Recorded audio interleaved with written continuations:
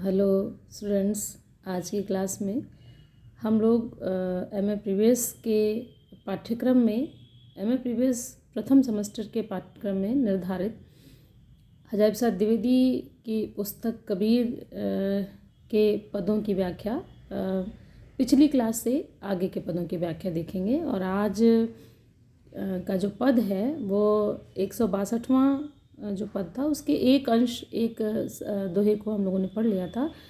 दूसरे दोहे की व्याख्या शुरू करनी है आज की क्लास में।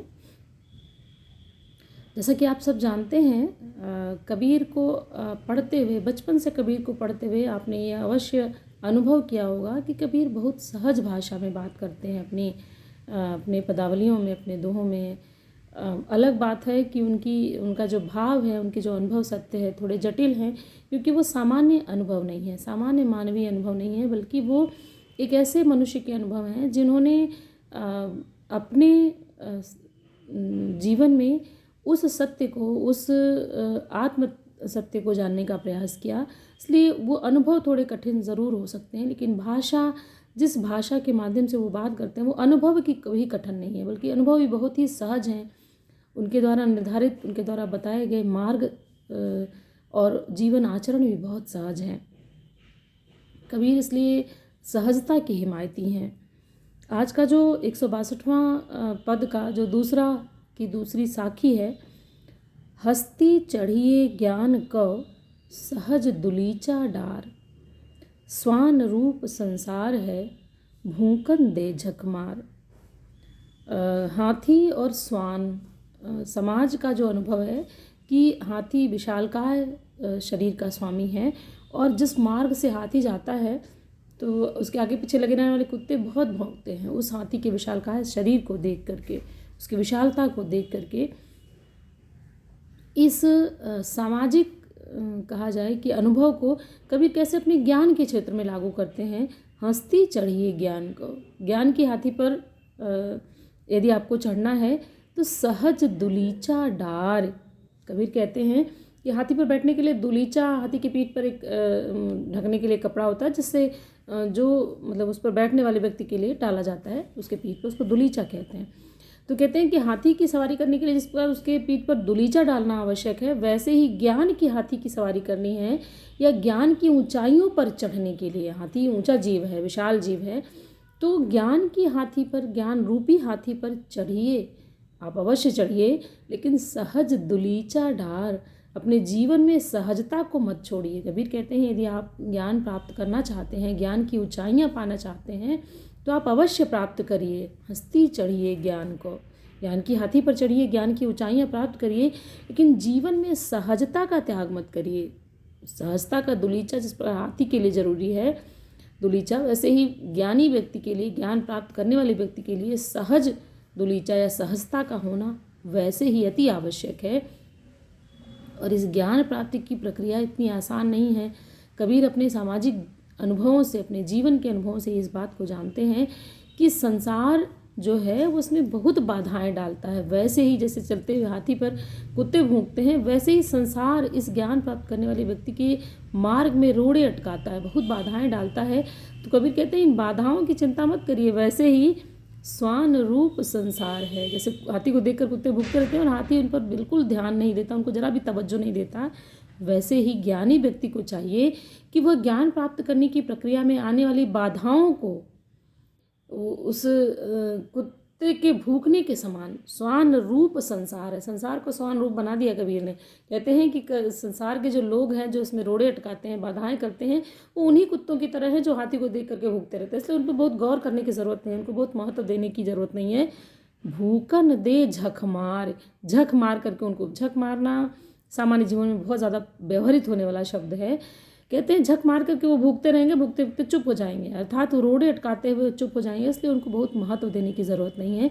लेकिन उसको, उस व्यक्ति को जो ज्ञान के मार्ग पर चल पड़ा है, ज्ञान की ऊंचाइयों को पाने के लिए चल पड़ा है, कबीर उसको ज़रूर चेताते हैं कि आप सहजता मत छोड़िए। सहजता का दुलीचा जिस प्रकार हाथी के लिए ज़रूरी है, वैसे ज्ञानार्थी व्यक्ति के लिए, ज्ञान की ऊंचाइयाँ प्राप्त करने वाले व्यक्ति के लिए सहज होना उतना ही आवश्यक है। इसलिए आप उस सहजता को अवश्य अपने जीवन में स्थान बनाए रखने दीजिए, उसका त्याग मत करिए।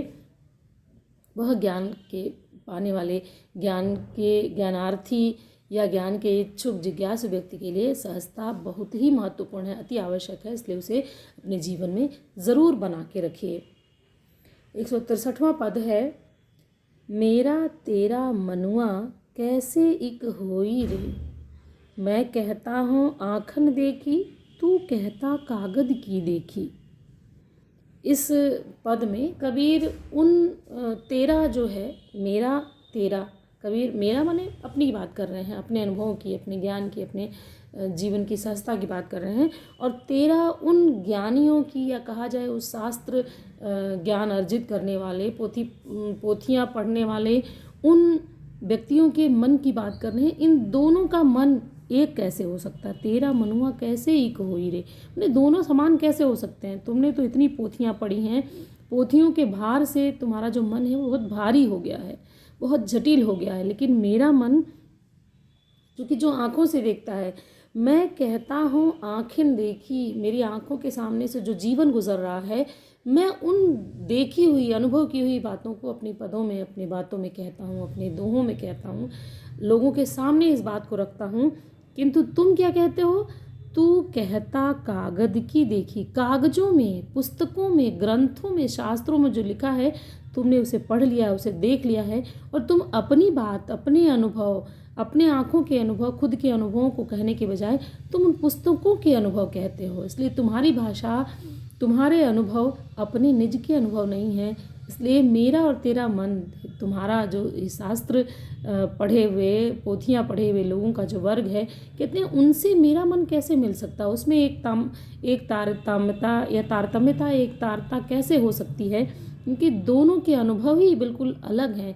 मेरे अपने जीवन के अनुभव हैं, आंखों देखे अनुभव है, जीवंत अनुभव हैं, और तुम्हारे जो अनुभव हैं वो पुस्तकों के अनुभव है, कागजों के, पुस्तकों के, शास्त्रों और पोथियों के अनुभव हैं। तो दोनों में समानता कैसे हो सकती है? इसीलिए ये जो भेद है हमारे तुम्हारे मन का, हमारे तुम्हारे अनुभवों का, वो यही है। उसका कारण यही है कि मैं अपने जीवन के अनुभवों की बात कर रहा हूँ। मैं कहता सुरझावन हारी, तू राख्यो उरझाई रे। यदि जीवन के अनुभवों की बात की जाए, ईश्वर तत्व की बात की जाए, सत्य की बात की जाए, तो कबीर कहते हैं कि मैंने तो सदा ही अपने अनुभवों से ईश्वर तत्व को, सत्य तत्व को सुलझाने की बात करता हूँ, क्योंकि वो इतना भी कठिन नहीं है जिसको उलझा दिया जाए तो बात समझ में ना आए। इसलिए कहता है मैं कहता सुरझावन हारी, मैं तो हमेशा सुलझाने की बात करता हूँ कि वो बहुत ही सहज है, उसे सहजता से, अपने प्रयास से, अपनी कोशिशों से सहजतापूर्वक पाया जा सकता है। मैं ऐसी सुलझाने वाली बात करता हूँ। किंतु चूँकि वो तुम्हारे खुद के अनुभव नहीं है, दूसरों के द्वारा लिखे गए अनुभव, पोथियों के अनुभव हैं, इसलिए तुमने उसे दर्शन के भेदापभेदों में उलझा कर रखा हुआ है। वो द्वैत है, अद्वैत है, अद्वैताद्वैत है, शुद्धाद्वैत है, तमाम दर्शनों के बीच में तुमने उस परम तत्व को राख्यो उलझाई, तुमने उलझा कर रख दिया है, जिससे वो सामान्य जन को समझ में नहीं आता। मैं कहता तू जागत रहियो, तू रहता है सोई रे। मैं तो चूँकि मेरे जो अनुभव हैं वो पुस्तकीय अनुभव नहीं है, वो पोथियों के अनुभव नहीं है, इसलिए मैं मनुष्यों को क्या कहता हूँ? मैं मनुष्यों को कहता हूँ कि तुम्हें हमेशा जागृत रहना है, चैतन्य रहना है। किंतु तुम क्या रहते हो? तुम उन ज्ञान के अर्जन के कारण, पोथियों के ज्ञान अर्जित कर लेने के कारण तुम निश्चिंत हो गए हो कि मैं तो बहुत ज्ञानी हूँ, और इस निश्चिंतता में तुम सदैव निष्फिक्र होकर के सोए रहते हो। तुम्हारी जो जागृतता है, तुम्हारे अंदर जो चेतना है वो जागृत नहीं है, वो सो गई है इस अहम में कि हमने तो पोथियों के ज्ञान अर्जित कर लिए हैं। मैं कहता निर्मोही रहियो, तू जाता है मोही रे। मैंने तो ये जीवन के अनुभवों से प्राप्त कर लिया है ये ज्ञान कि मनुष्य को किसी के प्रति भी मोह, लोभ, लालच नहीं रखना है। इसलिए मैं लोगों को कहता हूँ कि तुम लोगों से मोह मत रखो, उनसे मोह, लोभ, लालच या प्रेम लगाकर मत रखो, क्योंकि संसार की समस्त वस्तुएं मोह लगाकर रखने लायक नहीं है, क्षण भंगुर हैं, नष्ट होने वाली हैं। इसलिए मैं उनसे मोह मुक्त हो जाने की बात करता हूँ।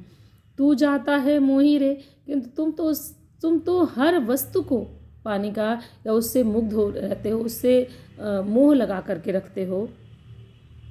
इस जीवन के, अपनी आँखों के, अपने जीवन के अनुभवों के सत्य को जुगन जगन समझावत हारा। कबीर कहते हैं मैं आज से ये बात नहीं समझा रहा हूँ, मैं जुगों जुगों से संपूर्ण संसार को ये बात समझाते हुए आ रहा हूँ। कही न मानत कोई रे, किंतु कोई भी मेरी कही हुई बात को नहीं मानता। यहाँ पर कबीर यदि युगों से संसार को समझाने की बात कर रहे हैं तो अपने युग की तो बात कर ही रहे हैं, किंतु संभवतः कबीर अपनी उस परंपरा से, चारवाक की या कहा जाए कि उस लोक परंपरा से वाकिफ़ हैं जिसको शास्त्रों में बहुत महत्व नहीं दिया गया। संभवतः कबीर उस ओर संकेत करते हैं कि युगों से ये सत्य, अनुभव सत्य लोगों को, जग को, संसार के लोगों को समझाने की कोशिशें की जाती रही हैं, किंतु कही न मानत कोई रे, किंतु लोग इस कहे हुए को मानते नहीं हैं, क्योंकि उनका विश्वास कहाँ है? पोथियों पर है, शास्त्रों पर है, शास्त्रीय पुस्तकों पर है, जीवंत अनुभवों पर, जीवन के द्वारा प्राप्त अनुभवों पर उनका भरोसा नहीं है। इसलिए युगों युगों से ये बात संसार को मैं समझाता आ रहा हूँ, उस परंपरा की, समझाने की उस परंपरा की बात करते हैं कबीर, किंतु किसी ने इस बात को बहुत ही आसानी से माना नहीं। कही न मानत कोई भी इस बात को मानने के लिए तैयार नहीं है। और ये कबीर कहते हैं कि मेरा तेरा मन तो एक तभी हो पाएगा क्योंकि मेरा जो मन को जो निर्मलता प्राप्त हुई है, मेरे मन को जो लोभ क्रोध काम से मुक्ति की प्राप्ति हुई है, वो कैसे प्राप्त हुई है? सतगुरु धारा निर्मल बहा है। सच्चा गुरु जो मिला है उसके शब्दों की जो धारा है, ज्ञान का जो प्रवाह है, वो निर्मल बहा है, बहुत ही निर्मल है। और वो निर्मलता प्रवाहित हो रही है, चतुर्दिक प्रवाहित हो रही है।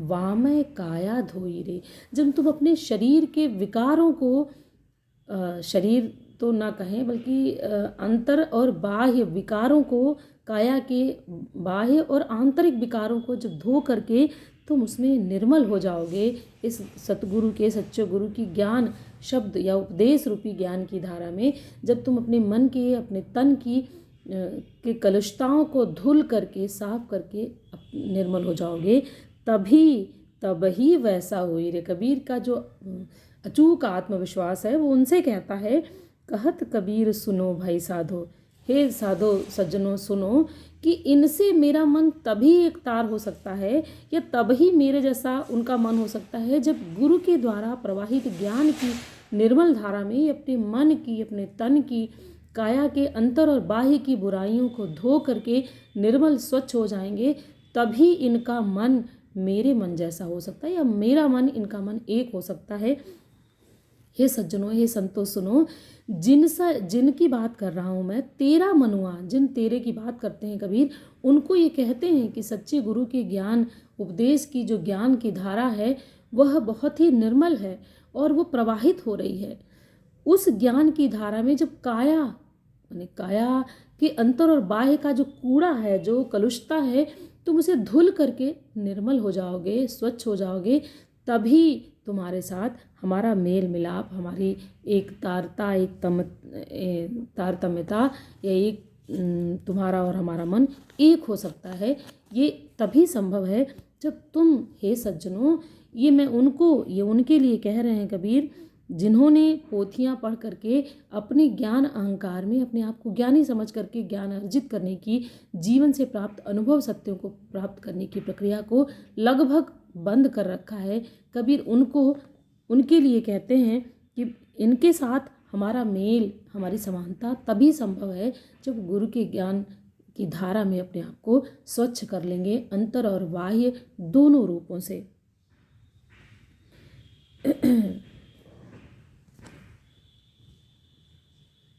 एक और इसके बाद वाले पद तो बड़े हैं, एक छोटा पद और है इस पाठ्यक्रम का 170वां, जिसको इस अंश में मैं ले रही हूँ।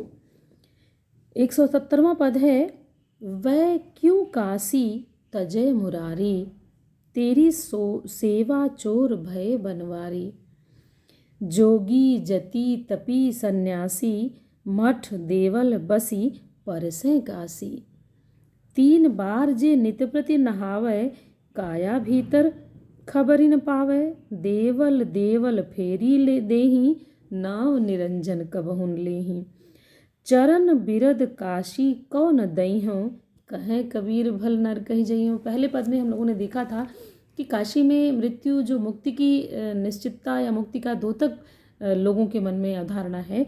कबीर इस पद में 170वें पद में वै क्यों काशी तजय मुरारी तेरी सेवा चोर भय बनवारी। बनवारी माधव राम कृष्ण जैसे संबोधन उनके पदों में ज़रूर आते हैं, लेकिन कबीर पहले ही चिता चुके हैं कि हमारा जो राम है, राम नाम को मर्म है आना। ये अन्य जो मर्म है वो वही अर्थ यहाँ भी है। ये संबोधन भले ही बनवारी है, लेकिन वही उसी तत्व को संबोधन, उसी सत्य और तत्व और परम तत्व को संबोधित करते हैं जो हर कण में विद्यमान है, जो हर अंतरतम में विद्यमान है। कबीर इस अंतरतम के सत्य को नकार देने वाले और ईश्वर के मंदिरों और मस्जिदों में अपना हक जमाने वाले उन लोगों की बात करते हैं, उन योगी और मठाधीशों की बात करते हैं। कहते हैं वे क्यों काशी तजय मुरारी तेरी सेवा चोर भय बनवारी। हे कृष्ण, हे ईश्वर, जिन्होंने तेरी सेवा करने से, तुम्हारी सेवा से जी चुराना तात्पर्य ईश्वर की सेवा उन दीन दुखियों, उन लोगों की सेवा है जो सचमुच उस सेवा के हकदार हैं या जिनको सेवा की आवश्यकता है। किंतु जो मठों मंदिरों में बैठे हुए हैं वो ऐसे जन सामान्य के, ऐसे दुखी निर्धनों की सेवा नहीं करते, बल्कि उससे अपना जी चुराते हैं। कबीर कहते हैं कि भला वे क्यों काशी का त्याग करने लगे, वे क्यों काशी तजे मुरारी। हे कृष्ण, वे काशी का त्याग क्यों करेंगे, क्योंकि काशी में रह करके उनको तमाम सुख सुविधाएं प्राप्त हैं। तेरी सेवा तो करने का उनका कोई मन नहीं है, वो बल्कि सेवा चोर हो गए हैं, इसलिए वो तुम्हारे काशी के मठों मंदिरों में बैठे हुए हैं। हे कृष्ण, वे भला काशी छोड़कर क्यों जाएंगे। और ये लोग कौन कौन हैं जो काशी के देवालयों में बैठे हुए, काशी के मठों मंदिरों में बैठे हुए योगी, जपी, यति, तपी, तपस्या करने वाले, समन्यासी। ये सारे शब्द तो ऐसे हैं जो बहुत व्याख्या की मांग करते हैं। समन्यासी या तपी, तपस्या करने वाले, योग, ईश्वर से योग जुड़ने वाले। लेकिन चूंकि ये सिर्फ नाम मात्र के लोग हैं जो अपने आप को योगी कहते हैं, तपस्वी कहते हैं, सन्यासी कहते हैं, किंतु काशी के मठों में, काशी के देवालयों में बैठ करके जो काशी का स्पर्श कर रहे हैं, काशी पर अपना हक जमा रहे हैं, जिन्होंने तुम्हारी सेवा से अपना जी चुरा लिया है, तुम्हारी सेवा में तत्पर नहीं है, तुम्हारी सेवा अर्थात दीन दुखियों की सेवा, किंतु ऐसा वो नहीं कर रहे हैं बल्कि काशी में बैठ करके सुख भोग कर रहे हैं, वो भला काशी का त्याग क्यों करेंगे। कबीर काशी के अपने अनुभवों को, अपने जीवंत अनुभवों को, जो उन्होंने इस जीवन में काशी में रह करके, अपने कर्म क्षेत्र में रह करके झेला है, इस पद में वो डाल रहे हैं कि भला ऐसे लोग काशी का त्याग क्यों करेंगे, क्योंकि काशी उनके लिए योग का क्षेत्र नहीं है, भोग का क्षेत्र है। तमाम सुख सुविधाएं उन्हें प्राप्त हैं मठों और देवालयों में, वो भला काशी को क्यों छोड़ने लगे।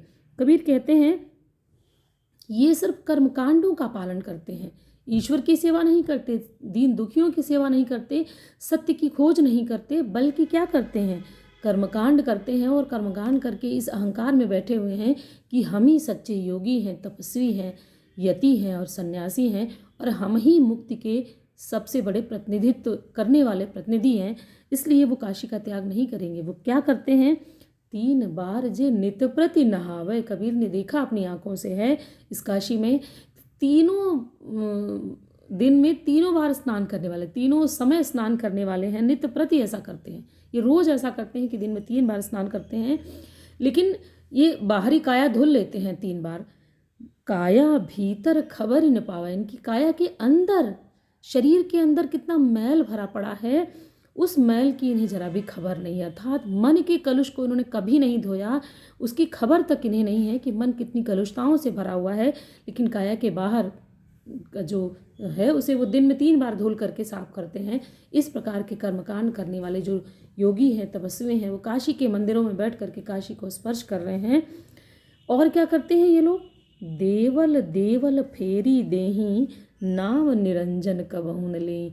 ये देवालयों में, मंदिरों में फेरी लगाते हैं, और ऐसा फेरी लगा करके ये क्या साबित करते हैं कि हम मानो हर मंदिर में रहने वाले ईश्वर की पूजा कर रहे हैं, किंतु नाम निरंजन कबहू न ले।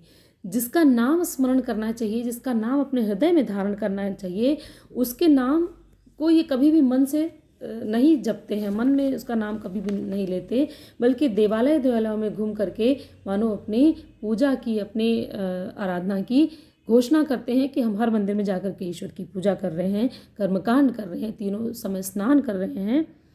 कबीर कहते हैं ऐसे लोगों के कारण यदि काशी में मुक्ति की बात की जाती है तो कहते हैं चरण बिरद काशी को न दई हूँ, कहें कबीर भल नरकई जई हूँ।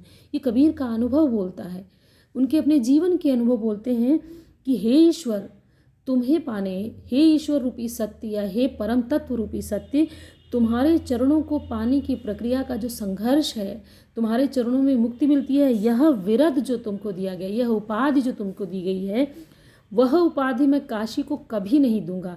अर्थात ईश्वर के चरणों की क्या उपाधि है कि ईश्वर के शरण में जाने पर, उसके शरण में जाने पर मनुष्य को मुक्ति मिलती है। और ईश्वर का चरण कोई साकार नहीं है, क्योंकि कबीर निर्गुणोपासक है। कबीर के ईश्वर माने वह निराकार, वह आत्मतत्व, वह निर्गुण ईश्वर जो हर जन के अंतरतम में रहता है, उसे खोजने का प्रयास बहुत ही संघर्ष का कार्य है। और कबीर कहते हैं उससे मुक्ति मिलती है, काशी में रहने से मुक्ति नहीं मिलती। क्योंकि काशी के मठों, मंदिरों, देवालयों में ऐसे ही कर्मकांडी लोग रहते हैं जो मंदिर मंदिर, देवालय देवालय घूम करके सिर्फ तीनों समय स्नान करते हैं, फेरियां लगाते हैं, वास्तव में आत्मसत्य को खोजने का प्रयास नहीं करते। इसलिए कहते हैं कि मैं तुम्हारे चरणों को जो विरुद्ध प्राप्त है, जो उपाधि प्राप्त है, मुक्ति देने की निश्चितता प्राप्त है, वह उपाधि मैं काशी को कभी नहीं दूंगा। अर्थात तुम्हारे चरणों में जाने पर, तुम्हारे शरण में जाने पर, सत्य की शरण में जाने पर मुक्ति मिलती है। यह उपाधि, यह विरुद्ध मैं काशी को कभी नहीं दूंगा कि काशी की शरण में जाने पर मुक्ति मिलती है। इसलिए मैं तुम्हारे शरण में, तुम्हारी खोज में, तो सत्य की खोज में जाने पर मुक्ति मिलती है, यह उपाधि मैं काशी को कभी भी नहीं देना चाहूँगा। कबीर कहते हैं मेरी इस धारणा से, मेरे इस अनुभव से भले ही लोग ऐसा कहें कबीर भल नरक ही जई हूँ। माने कबीर जानते हैं कि मैं नरक में नहीं जाऊँगा, क्योंकि मैं सत्य कह रहा हूँ, किंतु जानते हैं कि मेरे इस कहने को लेकर के लोगों के बीच में जो बातें बनेंगी कि यह काशी को गालियाँ दे रहा है, काशी में मुक्ति की बात को नकार रहा है, निश्चित ही ये नरक हो जाएगा। कबीर कहते हैं मैं भले ही नरक हो जाऊंगा लोगों के कहने के अनुसार, लेकिन मैं काशी को ये उपाधि तो कभी नहीं दूंगा कि काशी में मरने से मुक्ति, काशी में रहने से मुक्ति मिलती है। क्योंकि काशी के मठों, मंदिरों, देवालयों में ऐसे ही कर्मकांडी, आत्मसत्य को नकार देने वाले, आत्मसंघर्ष को नकार देने वाले, ईश्वर को पाने को की प्रक्रिया को नकार देने वाले, ऐसे ही भोगी महात्मा के नाम पर सती, जोगी, जति, सन्यासी जैसी बाना धारण किए हुए लोग बैठे हुए हैं। इसलिए इनके चलते मैं काशी को कभी भी ये उपाधि नहीं दूंगा, भले ही मुझे नरक में जाना पड़े। आज की क्लास में बस इतना ही। धन्यवाद।